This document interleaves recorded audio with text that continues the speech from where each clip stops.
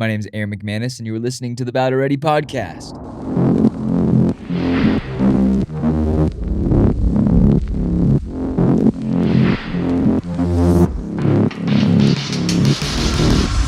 I am here with my dad, and you said something to me recently that I want to dig in on, okay? And I was watching Billions, the season finale, and I posted a poll last night, and then I took it off because I didn't really care what other people thought about this. I put a poll saying, like, what's better, Billions or Succession? And one's on Showtime, the other one's on HBO. Oh, no, Succession won.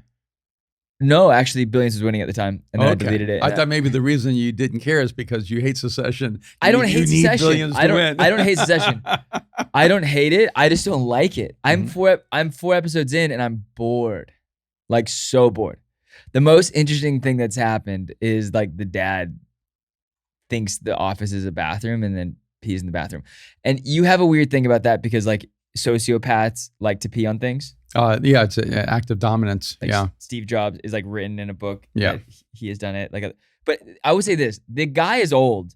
I don't think he knew that he was being in an office. I think he thought it was the bathroom. No, he absolutely knew. I think he couldn't make it. It was his son's office too, when his son was trying to run the company. It was. Yeah. Okay. Yeah. No, but here's the thing. I've known people like that. So that's the scary thing. That pee in weird places? Or that try to have acts of dominance. Can I give you one quick example? Sure. And then I want to talk about the quote that you told me. Because I knew a pastor who was borderline sociopath. Oh, gosh. And what he would always do is he would take a bite of something and try to force you to take a bite of it after he took a bite of it. And I'm kind of a germ guy, so I would never do it. And one time I saw him try to force my brother to do it. And I watched my brother exert his power and say, I am never going to eat after you. And it made him so angry. And I realized, because I watched him do it with other people, and I realized, this is one of the ways he dominates, is that he eats food and then he puts it to your face and makes you take a bite. And I would spit on that person. It's an act of dominance. I would actually spit on that person. So I was in a meeting once with like 20 national leaders. Everyone was seated in a circle. How long ago is this? A while back. How long's a while? 30 years. Decades? Okay. 30 years. This guy is no longer in the ring. In the picture. Okay. And so 20 people like going through my brain being like, who's made me eat after them? 20 people sitting in a room, and they're all trying to negotiate. It's like a United Nations kind of meeting. He stands up. Baptists. He stands up and stands behind the chair. And then the moment there was a break in like a pause, he starts talking and he never sits down. And I realized, he stood and got behind the chair so that he could have a positional dominance over everyone in the room. And I knew him fairly well as I knew these other individuals. And I started asking him, hey, was that instinctive or was that strategic? And I just kept asking him every time I watched him do something very sociopathic, a pee in the office kind of moment. I would say, was that your instinct or was that a conscious strategy? Right. And I was amazed how many times when I exposed it, he would acknowledge it was a conscious strategy. But early on in his life, who was this person? It was instinctive. He knew how to dominate. That's insane. That is actually insane. I was just going to talk about Billions. Which is why those shows are interesting sometimes, because they actually give you shadows into real human personalities. I only use the restroom in the restroom. Good. Or the ocean sometimes because you have to when you surf. All right, but Billions in Succession. You're talking about... You've said this thing to me recently because we have very different work styles. Yes. We have different... I don't like saying this. We have different decision-making styles. I make decisions. I can make fast decisions when it comes to like, if it's an event or if it's something that's already, we're getting there and there's a timeline we have to get there. Mm-hmm. But when it comes to like, if you leave me to my own devices, I'm slow. I am slow. I really think and I think about it and I go back and forth and I go back and forth and I keep going back. I'm slow. Another word for it might be indecisive. No, I'm decisively slow. And I would say that you're slow because you second guess yourself. I'm going to fire everyone in that booth when we're done. Starting with the one who's peeking over the freaking window. I think we should turn on the sound in there because they're all laughing. Where's Austin? Here, I would say the thing that you have in common, you two, is that you're both intense. Yeah, but I'm not as intense as he is. He is- No, that's not true. The truth. You're turning red. The truth. No, come on, no. Truth, Okay, no. wait a minute. We're Speak. live. We're not gonna edit this. Okay, but would you say that I'm as intense, or would you say that you're more nervous even when I'm not as intense? I would say Aaron can be a little sharp. You're not as sharp. Shh. Right. No, but that right? Right. I would say I'm not sharp. Okay, hold on. I We have would been say- fighting for 4 days, and you have been sharp. I had to go to you and ask you, did I do something wrong that would I say didn't know you're, about? You're a great white, and I'm a porpoise. Where do you? I don't know what that means. I don't like your animal metaphors at times. You are sharp. No one sees it. Well, then if no one sees it, does the tree make a sound in the forest? When it No, falls? yes, it does, Yes. because Yes. if you We go, all know the tree is falling. We just don't know what it sounds like. if you for take a us. walk in the forest and the tree's standing, then you go eat a protein bar, you jump in the river, then you go back, and the tree's on the ground. It made a sound. You just didn't hear it. You're sharp, and just because someone else didn't witness you being sharp to me doesn't mean the tree didn't fall on my face. We believe you, Aaron. All right, let's go back. All right, so it's about we're really going to talk about whether I would like to go back if you're scary or not. we're going to talk about whether it's more strategic to make fast decisions or slow decisions. So just for the record, you are more intense than I am. I am just more willing to show other people how intense I am, and you are wiser about who sees your intensity. I am a mature version Of me? of intensity. And all right, so Tess sent us a quote. Wait, hold on. We had a great moment though on Sunday because on Saturday night, Mm-hmm. I'm not gonna say what it was, but it had to do with Kevin, which is like one of our guys. Kevin Pena? Kevin, Elisa tells Kevin, hit up Aaron. Kevin didn't hit me up. So I reached out to Kevin. And Kevin goes, yeah, your dad told me to wait for you, for you to tell me what's going on. So I tell him, hey, ask my dad because I can't figure out what he wants. He asks you, and I don't hear anything back. So then I call you, what do you want? No, just tell Kevin. No, you tell Kevin. Because you had told me you were going to be my guy this weekend. And then you told me you wanted Kevin. All right, so, but that's more too specific. Who's indecisive? All right, no. Here's the quote from Smarter, Faster, Better by Charles Duhigg. Says, when people rush toward decisions simply because it makes them feel like they're getting something done, missteps are more likely to occur. Now, in the statement, I want you to notice he says simply because it makes them feel like they're getting something done. So it's not about rushing to a decision. It's about rushing to a decision so that you feel like you're getting something done, which can make it It's seem a false illusion of accomplishment. yeah. And very, very much so. And I can see people make that mistake over and over again. Right. But that doesn't mean making fast decisions is unwise, and that making slower decisions is more wise. There's this interesting dynamic in decision making. Yeah. I'll use a couple of different assessments. One, in the Strength Finder, there's a strength called deliberative. It used to be called cautiousness, but they had to change it. And I actually knew when we first did the Strength Finder, 2 leaders that worked with me, that their number one strength was cautiousness. Do they still work for you? No. And now here's the dilemma. I get fired at the end of this episode. Here's the dilemma of people who are deliberative. Please tell me. They're always right 100% of the time. Okay. And so you think, oh, then that's the person you want running your organization. Do they apologize? No, they're always right. No, but do they apologize when No. they're proven? Because they're not always right, so they always No, believe they're right. No, let me explain. Okay. See, when you're highly deliberative, you never make a decision until you have 100% of the information. Ah. So you're always right because you never make a decision until it's 100% knowable. Okay. The problem is that they're always right. They're just never on time. Because money loves speed. If you're looking at it from a business They perspective, vote after the election. That's right. Okay. That's exactly makes right. sense. They vote Okay. after the election, so they're always right. Okay. And so they don't realize that being 100% right doesn't make you a leader. It doesn't make you a better leader. It doesn't even make you an effective leader. And so part of the dilemma is like I worked with two of these people, and I need about 2 to 5% of the information to make a decision. They need 100% of the information. So they were always right. Erwin, you don't have enough information. And I go, well, that's right. But if I wait until I have enough information for you, the opportunity is going to be gone. Right. And so if you're moving fast to a decision just to feel like you're doing something, you're incredibly unwise. Okay.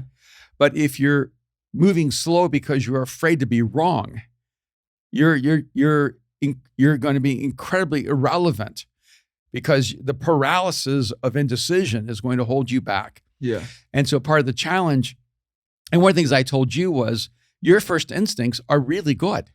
Like you spent the last 20 years developing and refining certain instincts. And like your artistic instincts are really, really good. Your design instincts are extraordinary. Your instincts for color and font and like for patterns, you just have a really good instinct. But you don't trust your instincts. You do it first, and then you second guess yourself.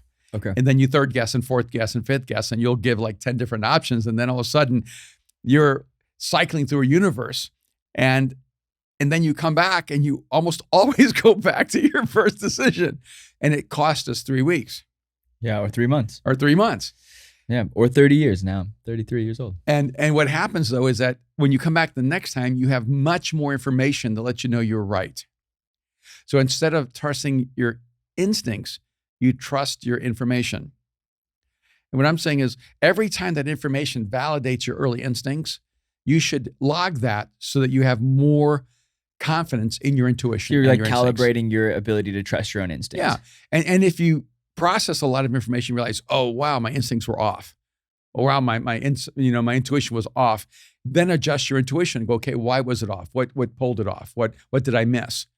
And because, a lot of my friends, and I get to hang and invest and mentor a lot of guys who are incredibly successful economically, way more than I've ever been.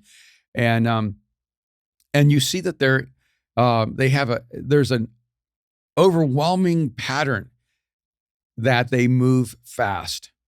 And it's almost like this theme that money loves speed, that if you're too indecisive, if you're too cautious, if you wait too long, you're going to miss out on great opportunities in life. And so I have this, we have this assessment called the Berkman. And I have this pattern on the Berkman when it talks about thought, how much time it takes you to make a decision. And so I have what's called a reversal on it. No one's going to understand this. Okay, well, I'm going to explain it. Explain it first and then Sure. unwrap it. On the Berkman, it gives you different attributes, the way you engage the outside world and the way you relate to choices in life and everything. So if you were to look at like a personality like aptitude test, like you would start with fortune cookies. Fortune cookies would be the beginning, and then you go into what is it called? What's the witchcraft thing that everybody reads in the paper? Oh, the Enneagram? No. That's what I thought too. Enneagram, no. Oh, astrology. No, those are the mushroom eaters. Astrology. But sometimes astrology is weirdly right. Super true. It's weird. I'm not down. Like, if you're listening to this, we have not gone to Burning Man and back. But like, people will be like, well, what's your astrology or what's your sign? And I'll be like, my sign is like stop. Sign is stop. Stop. I'm a stop sign. That is relevant to this episode, actually. Very relevant So to then this it would be episode. like astrology, and then you go like what would it be? The Myers-Briggs, the ENFP, ENTP, INTJ. There's all kinds, like the disc and Then the you go the Myers-Briggs disc, and the then you Strength go, Finder. Enneagram is the new one, Mhm. and then you go Strength Finder, and then you'd go. The Berkman is like the Matrix. Like you go red pill, blue pill. But you really have to have someone who Can understand. Like it actually takes a consultant. So anyway, so there's this one attribute, a massively in-depth Yeah. personality that's test. called thought, Yes. and it's about how fast you make decisions. What's mine? You Be nice. you have a very high number on thought, which means you're incredibly deliberative You're a bully. and and cautious in your decision You're a making. bully. Now, what's interesting with mine is I make decisions super, super fast. Yes. But I have what's called this reversal. It means that under stress, I slow down and make decisions really slow. And what that has allowed me to do, and that's sort of the composition of a lifetime of experiences, I move really fast because I recognize patterns. Because, and frankly, a lot of intelligence is about recognizing patterns. A person who is seen as unintelligent, they see the same pattern over and again, and they look at it as if they've never seen it before. And a person who's more intelligence recognizes the patterns in life situations. Can you be super smart in one area and really, can you be really intelligent and really wise in one area and really unintelligent in others? Yeah, you can be, let's say, really smart in design and really dumb in dating. Because I think So I'm just picking two I things. almost swore. That one like really hit me deep. That was like when Brutus got Julius Caesar in the back. Hey, too, In the back. So, but here's the thing. You have to learn how to make fast decisions when it comes to recurring patterns. You have to be able to identify, I've been here before, I've been here before, I've been here before, I've done this before, I've seen this before, I know what to do. And you have to build that intuition and that instinct.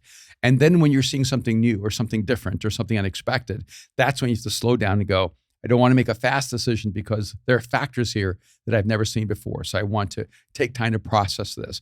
And so I would say it's both fast and slow, but it's fast as the norm, not slow as the norm.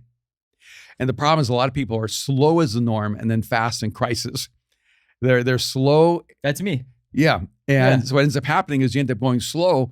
So you have to go super fast because you waited so long. Okay.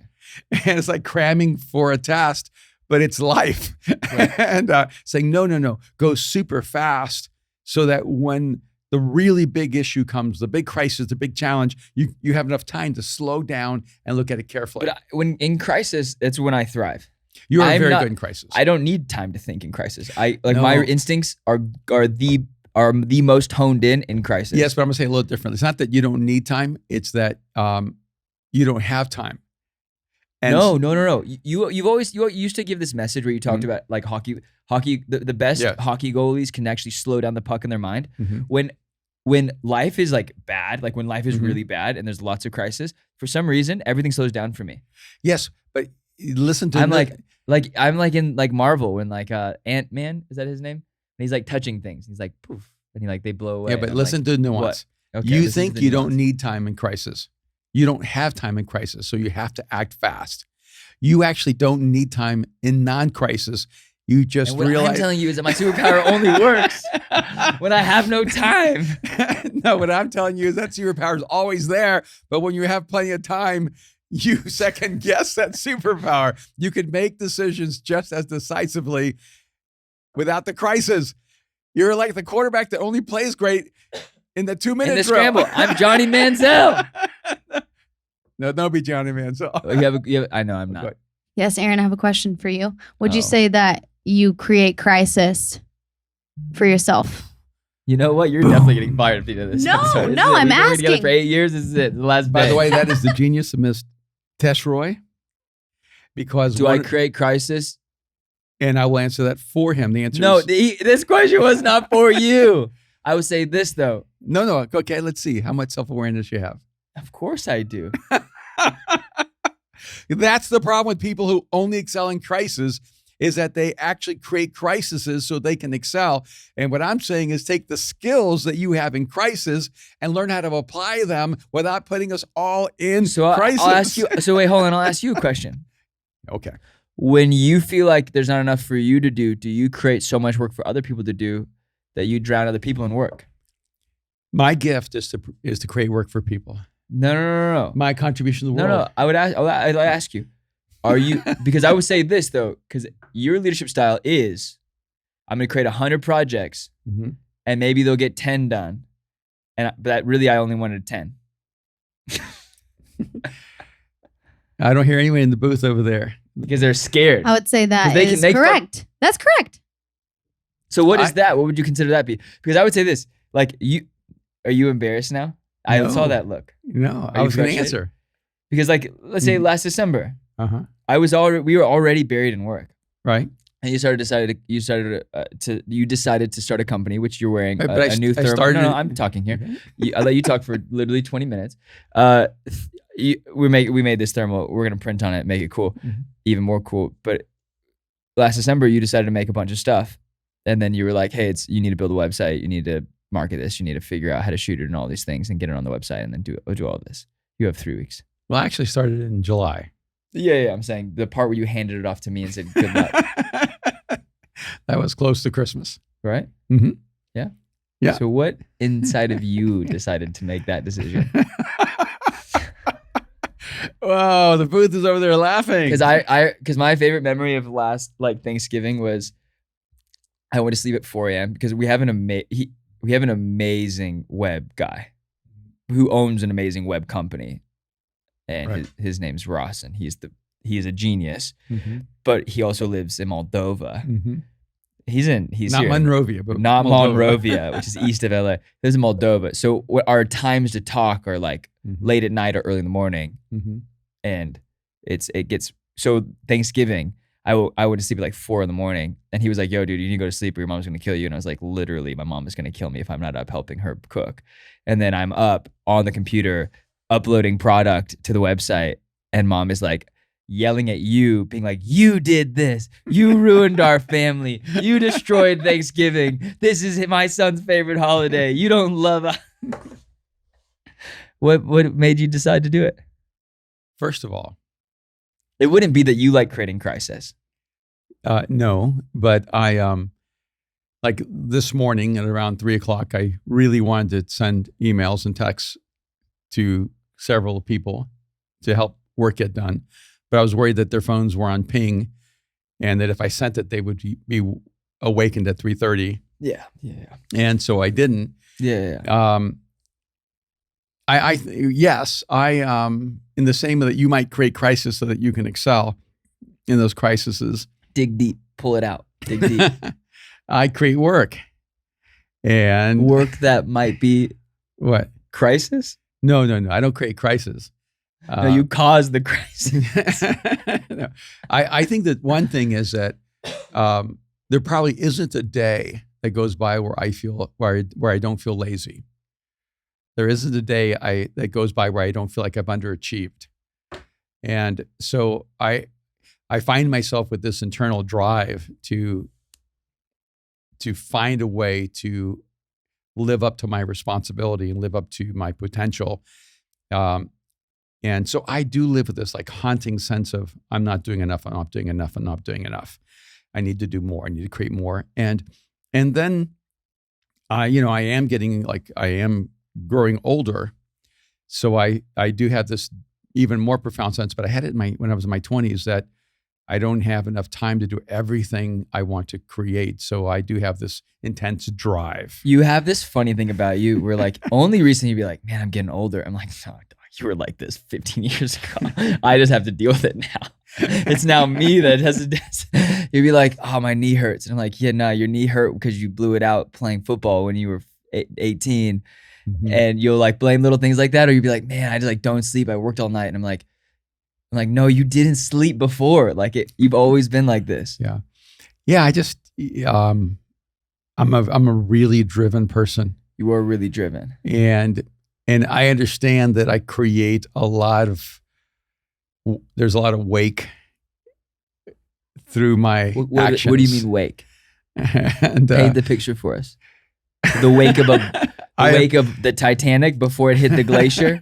I affect a lot of people by with things I create. Can I get an amen, Austin? But I would also say that a lot of people wouldn't have jobs if I Can I didn't. get an amen, everybody in the booth? Amen. Amen. And, if I didn't create the things I created, there'd be more unemployment.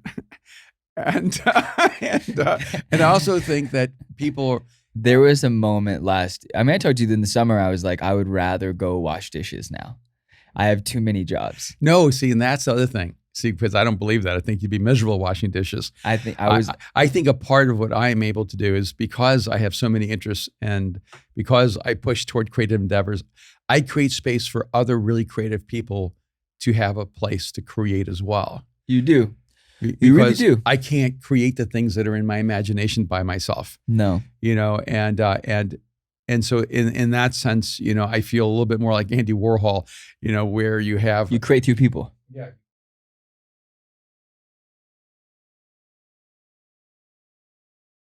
Okay, so can we do some practicals Yeah. real quick? Sure. Okay. So what I'm hearing him conclude is that he is like me. No. What? First of all, I'm older than you, and I gave you birth, or your mother did. So would you And say so you're similar You to would be more like me. I would not be more like you.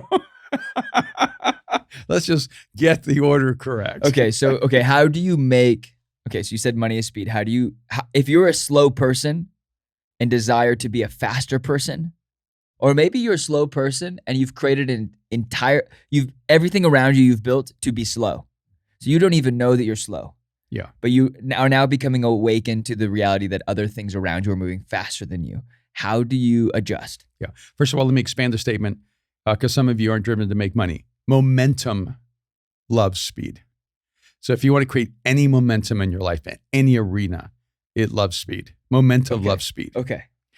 And I think, first of all, like a pastor one time was from like Idaho, and there was like a few hundred people in the town he was from. And he came to me complaining about his church and how slow they move and how slow they are in their decision making. And I remember sitting down with him and saying, hey, you chose a town of 3,000 people. Yeah. You love slow. Quit pretending that your church is different than you. Yeah. The reason you chose that church and you chose that town and that chose that part of the country is because that's actually the speed at which you're comfortable. And so really all you need to do is move one step faster than your people. Yeah. Moving 10 steps faster doesn't help you, because leadership is about moving people forward. Yeah. And so I think some of it is you have to ask yourself, what exactly do I want to advance? Yeah. What do I want to make better? Not just bigger. What do I want to grow? Right. And then the way I mitigate this is I go, I don't want to do the highest risk thing because the highest risk thing oftentimes does not have the highest reward. And I don't want to do the lowest risk thing because that usually does actually have like no reward. And so I look for this combination, lowest risk with highest reward. And when I can find that balance, and there is a balance where you go, oh, wow, if I take this, like let's say it's 80% risk, but it may give me 65% return. But here's one, oh, look, it's 70% risk, but it gives me 63% return. Yeah. I'm going, oh, this is way better because I'm lowering the risk and still increasing the return. And I would say that that's a part of the way you have to think in anything you do. Yeah. And if you're only choosing the low risk, it's just like with investments. When Kim and I, we would have different investments. So when we would decide how to invest our money, I would choose things that were low risk, low reward for her so that her money would be there in case I died and everything like that. Yeah. But she really wasn't making much. The bank was making money on her money, but she wasn't really making much money on her money. Right. And then the money that I invested for me, it was high risk and high reward. Right. And so far, all those things that I invested, high risk, high reward, I've been on the side of high reward. Okay. And I haven't lost any of that money along the way. But I understand that the money can be lost. And so you have to realize, okay, you can only risk the things you can afford to lose. Okay. Does that make sense? Right. And in that way. And so even in terms of like leading a church, and in fact, this business guy came up to me this week and then said, you're a venture capitalist. You actually think and lead even the church as a venture capitalist. And I laughed. I said, no, you're exactly right, because I apply the same principles that I would apply in business, but because I think they're actually from the scriptures. Right. And the moment you start going, okay, I'm gonna move fast toward the places. Just look at this from a spiritual perspective. Everywhere I see God working, I'm gonna move fast in that direction. And I'm going to just go fearlessly in the direction where God is moving. Yeah. And then if there's something where I want something to happen, but I don't see anything percolating, right, I may like slowly put a little bit in to see if something might happen long term. Right. But I'm not going to put my whole life into it. Yeah. And a perfect example is, we go to Mexico City, the response is instantaneous. Right. So then we invest more because we see what God is doing there. And we may go somewhere else and we don't see that kind of response. So we may stay there and watch a slow burn, but we're not going to pour everything into it. Yeah. And I think that's also true in every arena of life. I know that in my life, everything I've ever seen happen that was extraordinary, I moved to it with almost like reckless abandon. I moved to it with courage and faith and intensity. And the things that I was more cautious about were things actually in the end I realized I wasn't as passionate about. Right. And so even with like McManus Gallery, we've taken such huge risks to create this new collection, to build this new company. And we've gotten a lot of criticism and a lot of critique. And at the same time, we got a lot of love and a lot of people who are supportive. But in the end, I just love the fact that even like your mom, she's never for 1 second even worried about how much I'm investing, because she goes, this is what you're created to do. I just love that you're passionate about this. But people aren't like that, though. Most people aren't like that. No, what I'd say is find one thing you care about enough to risk for. Yeah. And start giving your life in that direction. So my first question was, if you're slow, how do you move fast? And I liked what you said. If you're slow, how do you... No, let's see. Is there anywhere else we could go with this? Any ideas in the booth? If you're slow and you decide you want to be in a faster paced environment, and so you go to a faster paced environment, how do you hang on for dear life? Do you try to catch up? Is it possible to change to match it? Or do you just sort of enjoy the ride and try not to slow them down?